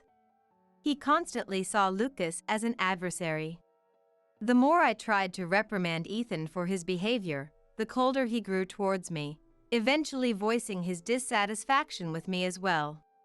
If I'd known you couldn't have a son, I wouldn't have married you. Those words made me cry in secret. When Sophia had just turned 12, an incident occurred. Ethan came home late every day because of work. However, when I asked Mia, she said Lucas was home. I suspected an affair, but as a housewife, I couldn't afford to hire a private investigator, so I could only confront Ethan directly. Why are you coming home late every day? It's work. You know that. What's with the sudden questioning? But Ethan coldly brushed off my question. But Lucas isn't staying late at work, right? Is it only you working late? Feeling uneasy, I asked this, and Ethan clicked his tongue. What's with the insinuation, checking up on me like that? I wasn't trying to check up on you. But that's what it is, isn't it? You already knew it wasn't work. Ethan made exaggerated noises and tried to intimidate me with his loud voice. Though I wasn't scared, I fell silent. Caught between the fear of knowing the truth and the need to address the situation, Ethan finally said, "I'm popular with women. Unlike Lucas, I won't be tied down to an old woman." I was stunned and deeply shocked by his words. Ethan continued speaking, revealing more. His current girlfriend, a 22-year-old named Harper, was beautiful and never complained, unlike me. Harper is beautiful and doesn't nag like you. I should have married her from the start. Marrying you just because I was in a rush to wed before Lucas was a mistake. I had endured so much, but hearing this, I finally reached my limit. Fine then, why don't we just get divorced? Ethan laughed. Sure, I'm fine with that. But you'll be the one struggling, not me. No family, no job, I'm doing you a favor by staying. You should be more grateful. Angry, I stood up and thrust the divorce papers I had been holding out. I had kept these papers as a talisman, a reminder that I could always free myself. Presenting them now meant the end. I expected Ethan to be taken aback and apologize. However, my hope was quickly shattered. Even seeing the divorce papers, Ethan merely sneered. If you want me to sign, I'll sign. Not like you have the guts to go through with it. He signed the papers without hesitation. Mocked, I knew divorcing now would only put me at a disadvantage. Go ahead, file them if you dare. Ethan's taunting words echoed as he handed me the signed papers. Frustrated, I could only grip them tightly. A year passed. The in-laws decided to rebuild their house. The old house was inconvenient for Jackson and Isabella. They considered remodeling but decided to build a new one, as Jackson wanted a custom home for their final years. They consulted Mia and me, resulting in a beautiful new house. They planned a celebration party, inviting the family. Emma, could you help with the preparations?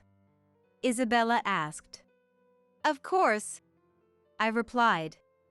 Due to a request from Isabella, I ended up helping with the party preparations. The large new house seemed too big for just Jackson and Isabella, but I assumed they would eventually pass it on to Lucas. A few weeks later, the family gathered for the celebration. Mia and I were busy with the preparations. Sophia and Lucas's and Mia's children had lessons and would join later, allowing the adults to have some time together first. Everyone raised their glasses for a toast, and then Ethan spoke up. "This is a great house, isn't it? We made sure to have plenty of room so you all can visit anytime." Jackson replied, clearly pleased. Isabella smiled warmly, also looking delighted. Then Ethan said something surprising. "But isn't it too big for just the two of you? How about moving in with us?" I was shocked. What was he thinking? Everyone else laughed, thinking it was a joke. Didn't you just build a house a few years ago? What are you talking about? "Yeah, and what about Sophia's school?" Someone added.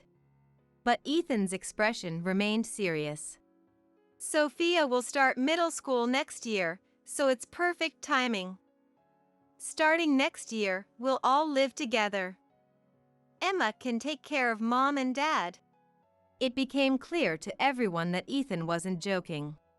The laughter died down, replaced by confused and cold stares. They all wondered what Ethan was thinking. Ethan, however, seemed pleased with himself and turned to Lucas. "So, I'll take this house," he declared, looking at Jackson and Isabella. "Don't worry, Dad and Mom. I'll take better care of you than useless Lucas." Everyone was visibly puzzled. Ethan seemed to think that taking on the caregiving responsibilities would raise his standing and allow him to claim the house. He also seemed to assume that I'd handle all the caregiving. I couldn't help but laugh out loud. Everyone's eyes turned to me as I laughed. "See, even Emma agrees. Don't worry, we've got this." Ethan misunderstood my laughter as agreement. I decided to set him straight. "What?" "I won't be doing any caregiving." "I quit being your wife a week ago." "What? Stop joking. Aren't you marrying young and beautiful Harper?" My words caused a stir among the in-laws, and Ethan started to panic. "Harper? What's going on? What do you mean?" Ethan, trying to cover up, forced a smile at me. "What are you talking about?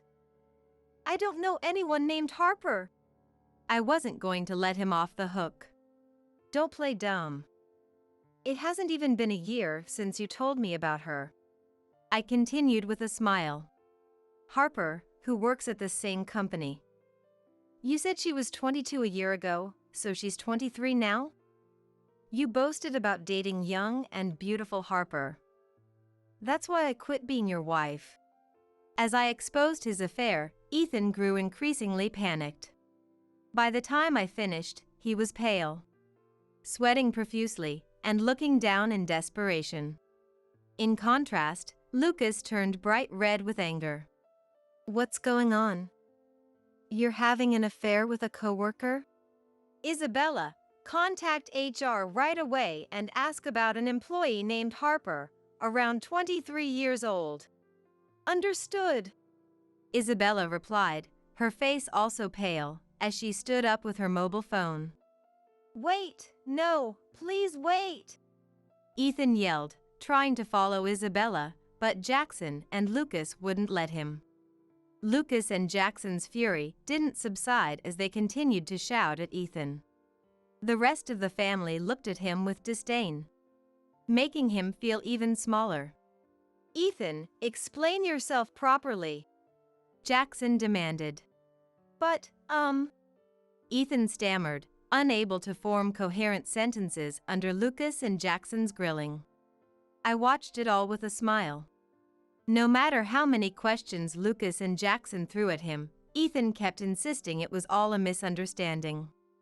Fed up with his evasions, Jackson slammed his fist on the table, making a loud noise as he stood up. "Dad, not a cent will go to you. All will be given to Lucas and Sophia as a living inheritance. Leave the company. From today onwards, you are not allowed in this house. Ethan panicked. Jackson, who had been deceived by Ethan's lies and self-preservation, finally got really angry. Realizing at last that things had gone beyond repair, Ethan hastily began explaining. Please, Dad, listen. It's not like that. I don't want to hear it. I'll get the details from Emma later. Now, get out. Ethan looked at me, pleading for help with his eyes. But I had no intention of helping. I would just tell the truth. Of course, I'll explain everything later. But for now, the food is getting cold. Yes, let's eat. Mia added, helping me redirect everyone's attention. Finally, people began to eat. Relieved, Ethan tried to start eating with everyone else, but at that moment, everyone glared at him. You get out. But, no, No excuses. Just leave. Unable to withstand Jackson's shouting and everyone's cold stares, Ethan stood up. His pathetic figure was almost comical. Emma, let's go. He said to me, trying to maintain some dignity. What? For a moment, I wondered if he expected me to leave too. But Jackson quickly intervened. Why should Emma leave?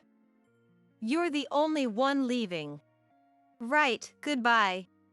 Ethan left the in-laws' house, visibly upset. Seeing him driven out was a satisfying sight. A few minutes later, Sophia and the other kids arrived from their extracurricular activities, oblivious to Ethan's absence. It's been a while since we've all gathered like this. It's fun, Sophia said, making me laugh. She seemed to understand who truly cared about her. After a delightful time, Sophia and I returned home. Once the relatives left and only family remained, I explained Ethan's actions in detail to Jackson and Isabella, who apologized and expressed concern for me. Despite feeling sorry for causing a scene at the celebration, I reassured them and headed home. Welcome back. What the hell was that? Ethan yelled at me the moment we stepped inside. Not wanting Sophia to witness our argument, I sent her to her room and prepared to confront Ethan. I only told the truth because you made such reckless claims. But saying you quit being my wife. Don't you feel any shame in front of Dad and Mom? I really have quit being your wife. The divorce papers have already been filed. Ethan, shocked, stared at me with his mouth open, anger momentarily forgotten. Don't you remember? Just a week ago. I began recounting the events to Ethan.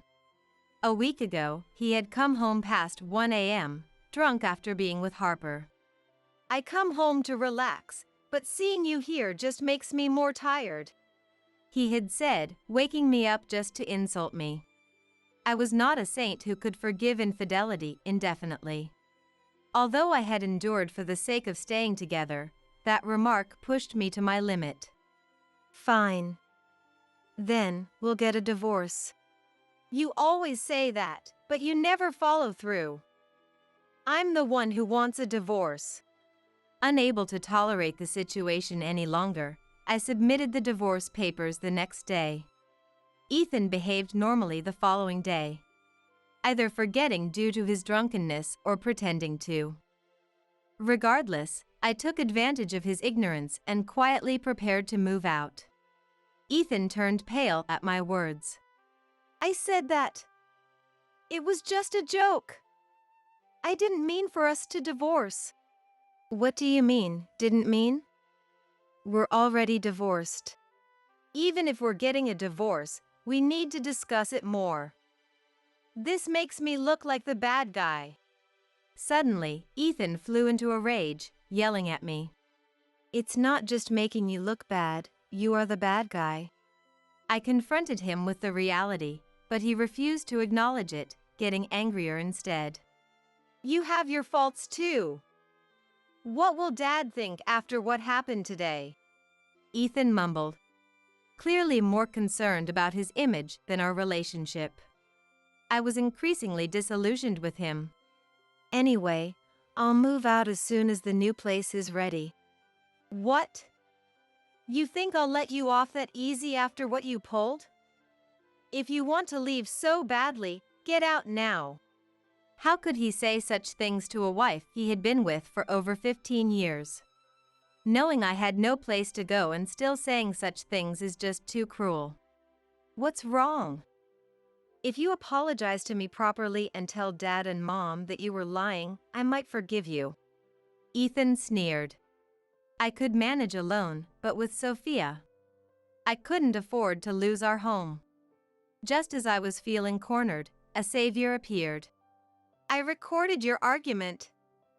I've already sent it to Grandpa and Grandma. It was Sophia. When Ethan's loud voice started to be heard, Sophia, who had been worried about me and hiding outside the living room, came out of the bedroom. It seems she recorded the scene of Ethan yelling at me and sent it to Jackson. Ethan turned pale again at Sophia's words. The last thing he wanted was for Jackson and Isabella to hear what he had said. As my lips curled into a smile, Ethan's phone rang. It was Jackson. Ethan reacted to the ringing phone but hesitated to answer. Should I tell them it was all my lies? Ethan glared at me as the phone continued to ring. Or will you explain yourself? Ethan clicked his tongue, grabbed his phone, and walked out to take the call. Whatever he said, he was going to get an earful from Jackson.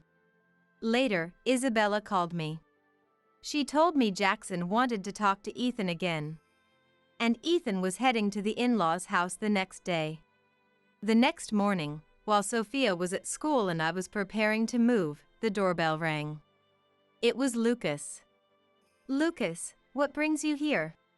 Emma, I'm really sorry for Ethan's behavior.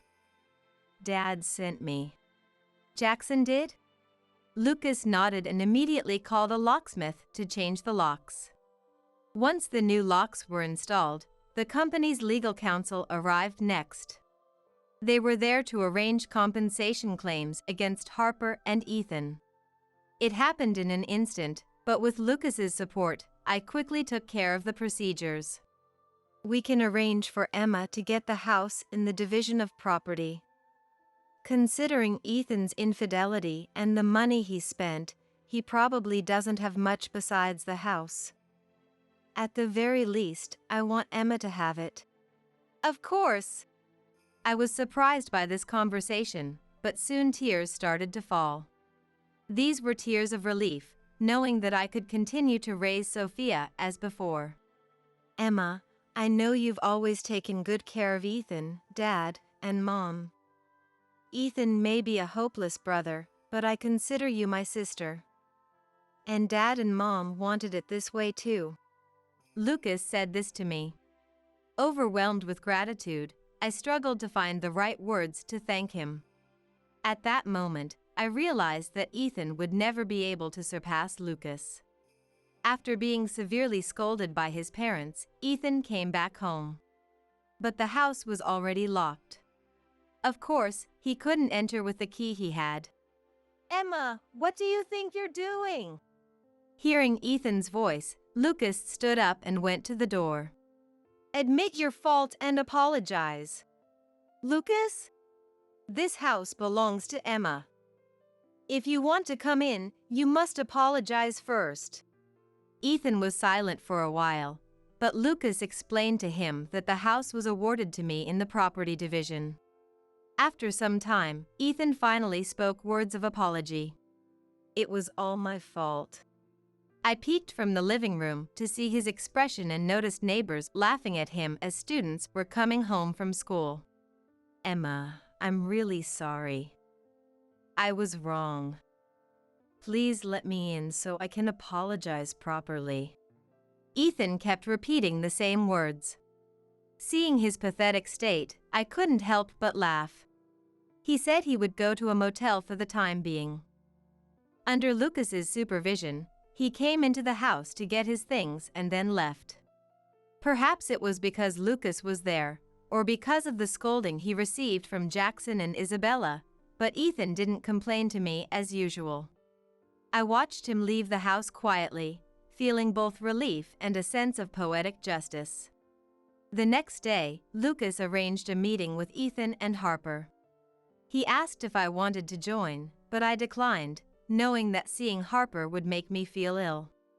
Instead, I asked to be connected by phone so I could hear the conversation. I needed to hear what excuses Ethan would make. Was what Emma said true? I heard Lucas's voice, followed by Ethan's. I'm really sorry to Emma, but it was true love. I've already broken up with Emma, and I plan to marry Harper. I felt irritated by his words, but if that was the case, so be it. As I was listening to the voices coming through the phone and thinking about this, a voice interrupted. Wait. Was it Harper? I heard a young woman's voice. Are you kidding me? You call our relationship true love? Disgusting. What? That's impossible. To be honest, I can't accept any settlement money for this. I was shocked by her words. Lucas and Ethan, who were on the other end of the call, were likely just as surprised. But ultimately, you did hurt Ethan's wife. You understand that, right? Lucas said. Even if you say that, it's not my fault. Ethan is certainly at fault. But you are also an accomplice. You have an obligation to pay. I felt reassured by Lucas standing up for me. Harper, realizing she couldn't escape, responded irritably. Fine, fine. I got a lot of things from him, so it's not a total loss. A loss. Harper, didn't you say you wanted to marry me? This is a burden for you, but we can finally. I heard Ethan's voice. But Harper burst into laughter. What are you talking about? Did you seriously believe that? No way. You were just a source of money for me. I struggled to suppress my laughter. It seemed that Ethan was the only one who thought it was true love, while Harper saw him merely as a financial provider. Besides, you've been hitting on other women too, right? Why am I the only one at fault? What? Were the other women not interested? Oh, I've really met a weirdo. Ethan must have been deeply shocked. Although I was angry with Harper for her affair, I felt a little satisfied that she had given Ethan a severe blow. Harper was at fault too, but there was no doubt that Ethan, who flirted with young women at work despite being married, was a despicable person. Harper, you must be joking. Ethan's tearful, pained voice was followed by Lucas's deep, exasperated sigh. No, no. Saying it was true love is a real joke. What part of middle-aged Ethan did you think I'd fall for? You need to face reality. I couldn't help but laugh out loud. Ethan, who must have heard my laughter on the other end of the phone, called out my name in realization. Emma!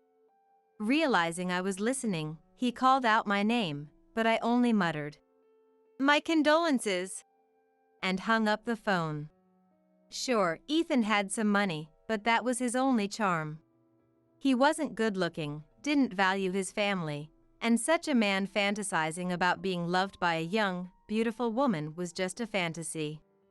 After the meeting, Ethan came back to the house in less than an hour. He started shouting in front of the locked door again. Emma, what happened earlier was different. Different? There's no need to explain to me. We're strangers now. I spoke to Ethan through the front door. Don't say that. If you just forgive me, we can go back to our old life, right? That would be best for you and Sophia too. Oh? How convenient for you now that Harper dumped you. Unfortunately, I don't have a hobby of picking up trash that others have thrown away, I said with a laugh, and Ethan fell silent. Reflect on your actions and live honestly from now on. You'll soon get official notice about the settlement and child support. After a while, I could hear Ethan crying. He finally realized his foolishness. I knew I would never forgive Ethan. Still, I hoped he would fulfill his minimum duties as Sophia's dad. In the end, Ethan lost his family, job, and Harper through all of this. He was still not allowed into the in-laws' house and was disowned by both his relatives and Jackson and Isabella. He currently lives in a dormitory of a company known to Lucas, working under a hidden identity. Jackson insisted he work in a supervised environment to ensure he pays the settlement and child support. His new workplace is full of older colleagues. For the first time in his life, Ethan, who had never been in a position to be reprimanded, was now learning the true harshness of the world while being scolded by others. Harper was fired from her job. She couldn't pay the settlement in one lump sum, so she proposed installments, which I agreed to. I don't know what she's doing now, but so far, she has been making the monthly payments. She won't finish paying off the settlement until she turns 33. By then, she might be married or have children. The fact that she continues paying the settlement is a bigger blow than the amount itself. I hope this experience has taught her to live more wisely and avoid foolish mistakes in the future. As for me, I've returned to work at Jackson's company on Lucas's recommendation. Sophia is now in middle school, and we live together in the house I received from the property settlement. Mia and Isabella help out when needed, especially when I work late, by taking care of Sophia and feeding her. I am truly grateful to everyone for supporting Sophia and me in our daily lives. As Jackson said, most of the property had already been gifted to Sophia and Lucas while Jackson was alive. Even if there's a tax, it's much better than letting Ethan get his hands on it, he said. I plan to use it wisely for Sophia's future. Although Ethan is no longer part of our lives, I still consider Jackson, Isabella, Lucas, and Mia as my true family. Back then, I said I wouldn't take care of the family, but I now think of you two, Jackson and Isabella, as my real parents. I intend to take care of you too, so please don't worry. I'm sure Mia feels the same way. One day, I conveyed this to Jackson and Isabella, and they cried tears of joy. Now, I believe that marrying Ethan wasn't entirely bad. In married life, it's not just the relationship between the spouses that counts. In fact, relationships with in-laws and siblings-in-law are just as crucial. In my case, I've been troubled by my relationship with my mother-in-law and sister-in-law. No matter how unreasonable their demands, I found it hard to push back too hard, knowing they were my husband's family. However, their overconfidence finally led to a deserved reckoning. It was such an unbelievable turn of events that it really drove home the lesson: never be mean to others. My name is Amy. I'm a 29-year-old corporate employee. After graduating from college, I joined a publishing house and have now reached my 7th year. I work with authors and writers, coordinating various articles for magazines. Magazine deadlines can turn the job into a relentless grind, but lately, I've gotten the hang of it, and despite the challenges, find my days quite fulfilling. There were times I regretted joining a publishing house, but those days are gone. I'm committed to thriving in this industry. I've been married to Keith for nearly 3 years now. We met through a friend and quickly clicked over our shared love of tennis. Our relationship blossomed, and 2 years later, we happily tied the knot. We don't have children yet and are enjoying our life as a couple. Our marriage has been harmonious, and we're known in our neighborhood as a loving couple. However, there was one problem in our seemingly blissful married life. It was my relationship with my mother-in-law Rebecca and my sister-in-law Claire. Both lived with my father-in-law Thomas.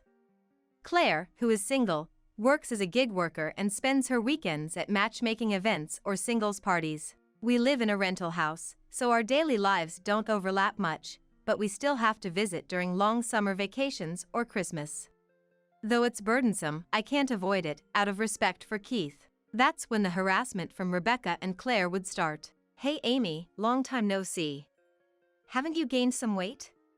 Your skin is a wreck, and your hair's a mess. With your looks, you'll embarrass our Keith." Really, I wonder why Keith married someone as unfashionable as you. We were happy he got married, but it's pointless with someone unattractive like you.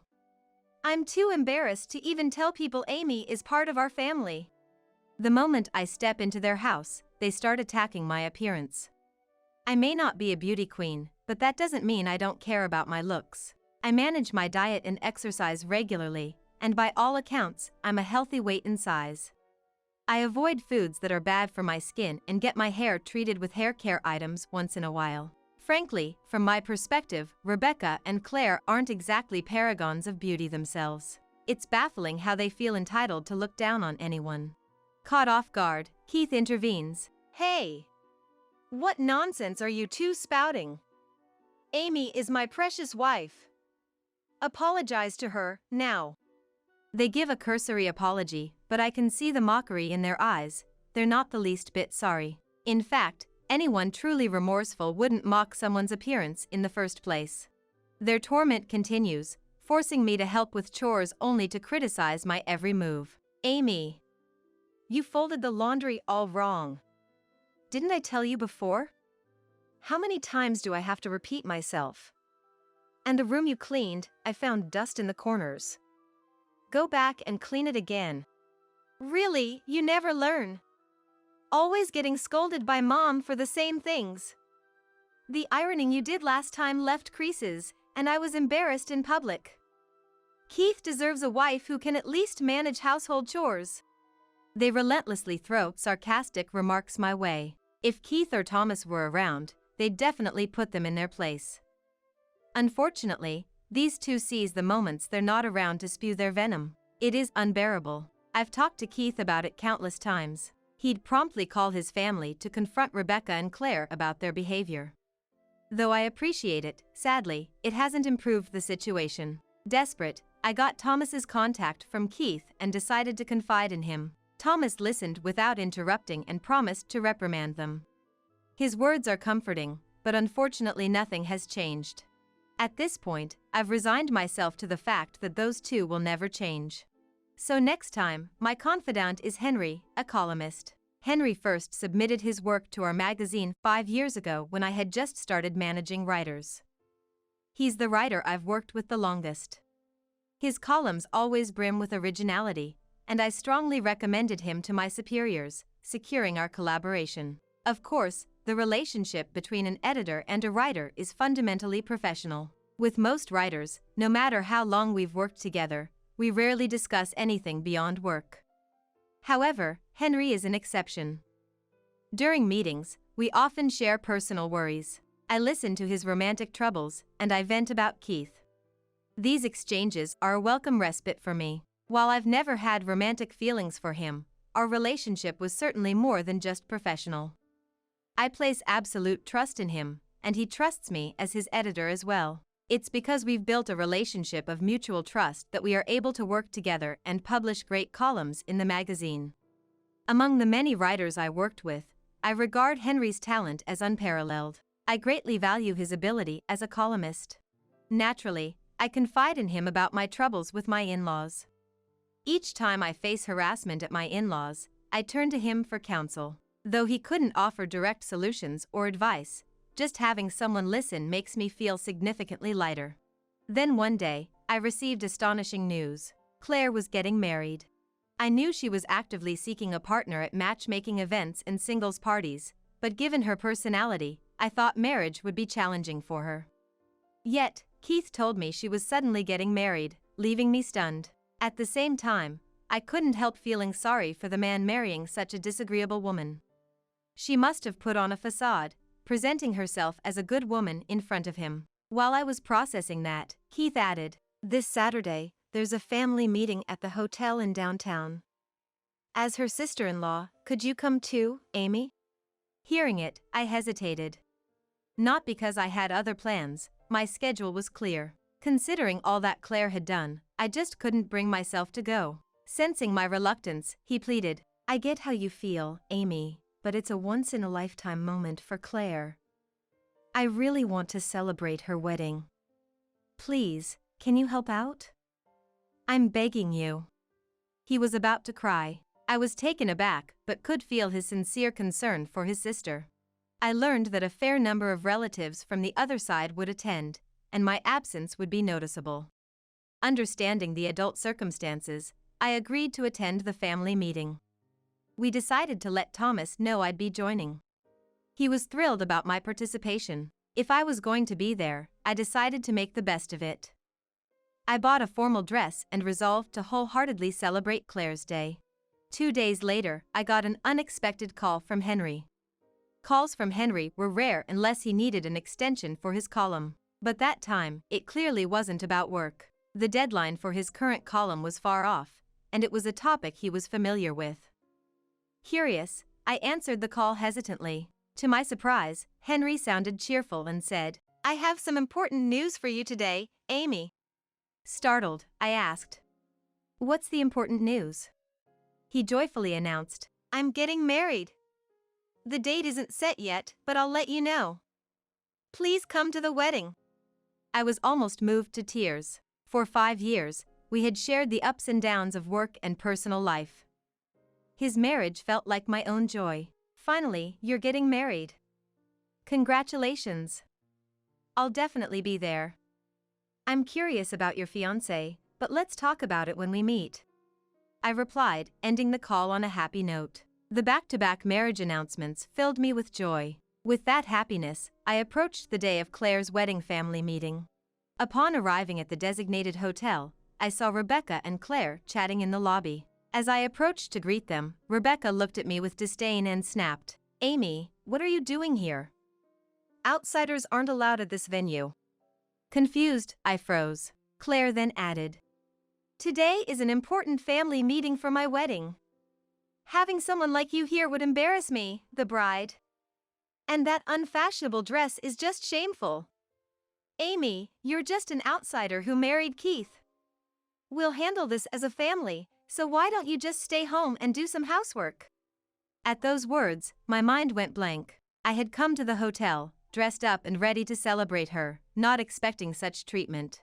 As I stood there undershocked, she took a water bottle from her bag, unscrewed the lid, and swung it at my face. "Just leave as soon as possible," she snapped. With her words, I realized she had splashed cold water all over my face. The makeup I had carefully applied was ruined, but that didn't bother me much. Makeup could be reapplied, but the relationship with her was irreparable. Indeed, I'm not related by blood to Claire. Being called an outsider by her is unavoidable. Nevertheless, to have my goodwill trampled, to be drenched and dismissed, that was beyond decency. I decided such a person wasn't worth any more of my time. Overwhelmed, I left the hotel. Being told to leave by one of the main family members, I felt I had no place there. Exiting the hotel, I darted into a nearby cafe, rushing to the restroom before ordering. I wiped my face with a handkerchief and hastily redid my makeup.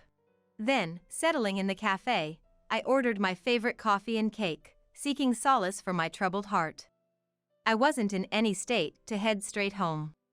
Before I knew it, 2 hours had passed. Staring at the empty coffee cup and the plate that held the cake, I was still grappling with what had happened. Then unexpectedly, Henry called. Wondering what it could be about, I answered.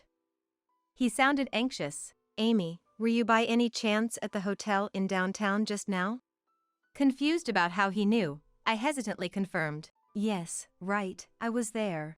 There was a pause on the line, both of us lost for words.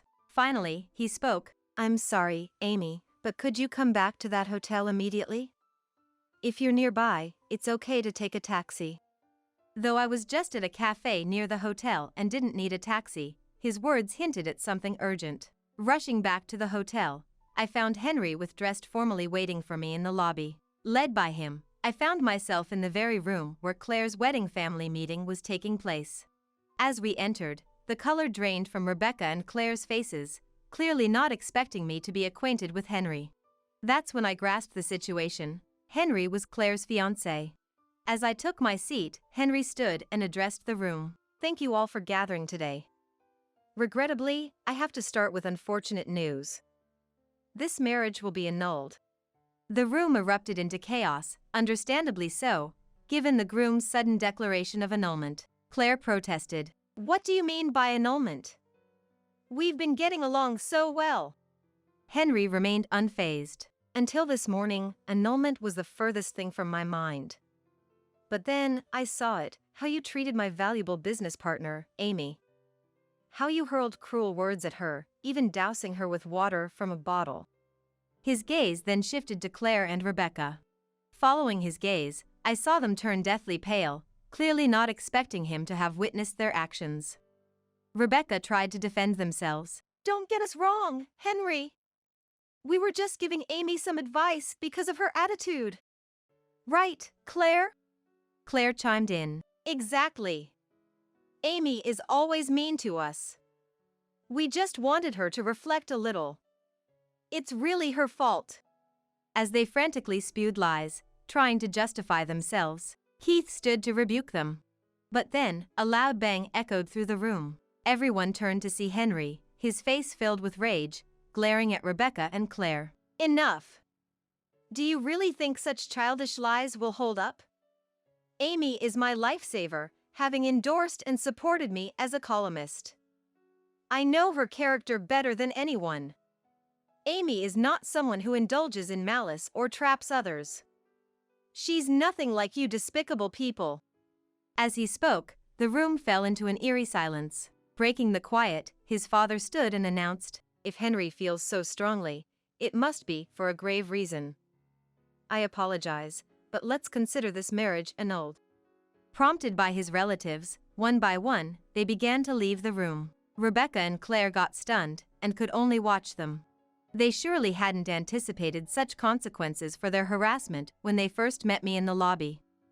Following Henry's relatives, I also stood up to finally head home. Our eyes met briefly as I left, but Henry had spoken all that needed to be said. I had nothing more to add.